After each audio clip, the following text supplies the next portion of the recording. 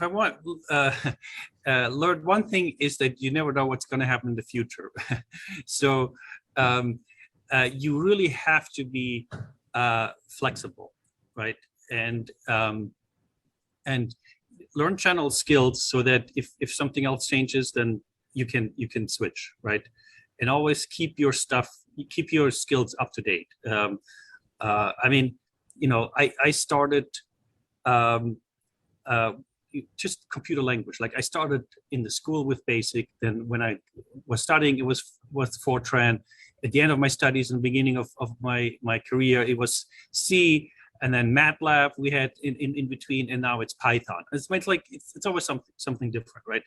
And the tools you use, and you constantly, you know, like now you have 3D printers, right? And you have to deal with those things. So to be ready to be flexible. Another thing is there's a lot of additional jobs will be created because of autonomous vehicles, right? So they need to be maintained, right? So and there might be a bigger variety of vehicles. As I said, you know, there might be the small ones, which is just delivering your pizza. And I don't know, maybe we need people who when they break down, to chase after them, repair them. So I mean, and it just like, again, like when the automobile was introduced, right?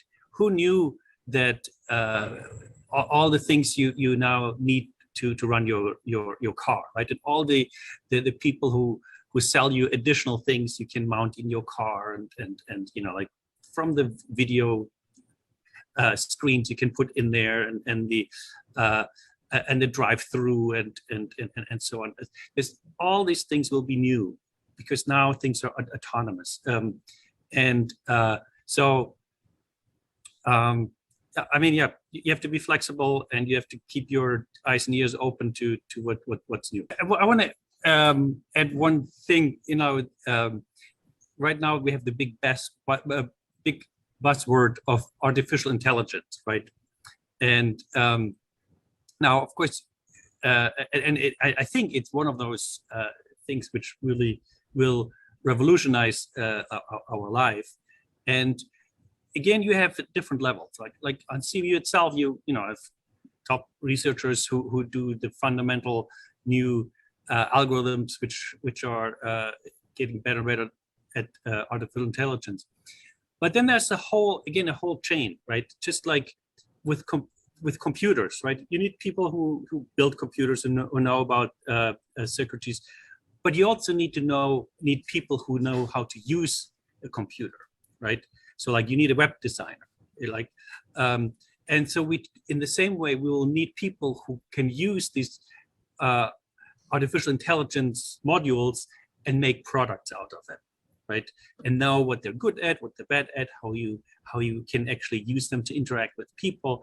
So there's a whole new things which will come out of that.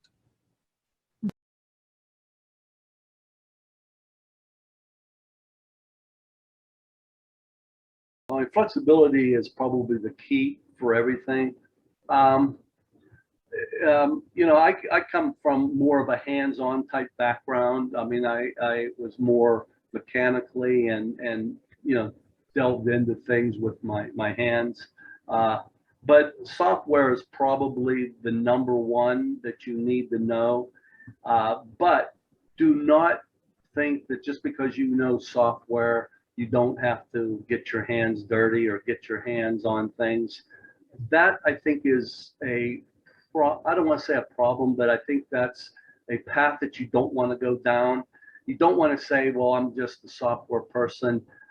This is all I'm going to do, because there's always someone that I believe that can be better than you in software, right? And they can always be better than you in hardware too. But if you are well-rounded, that you're good in software and you're good in your hardware end, and you know how to use machines and things of that nature, that makes you so much better for any company, because if a company needs to hire a hardware guy and a software guy, but if you can give him both, you're I guess you're looked at a lot more. I guess I would say that you wouldn't have any problem with employment. You know, I guess I don't want to sell it short on being able to use your hands to do things. Don't be as scared to get out there, turn and you know, pick up a wrench, and you know, and if you don't know, you know, what wrenches are or screwdrivers or how to use them, it's you know, you can easily know that stuff. You know, like I said, my background, I wished I would have had a little more software. But at this point, you know, Christoph, so I'm retired now.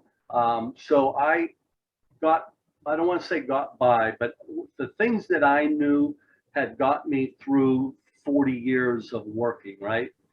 And, you know, I think I did a good job of what was required of me. But now in these days, you can't get by with what my skill set was. You have to have a lot stronger software background. And that's what I guess I could say to people, if you are just all mechanical, go for software. And that's what's great about CMU. CMU kind of develops these people that has both mechanical and let me just put this, at least in the robotics end, they have the both software and mechanical inclination on how to use things. And I think that in itself is very good background to have, or a basis to have when you go looking for jobs.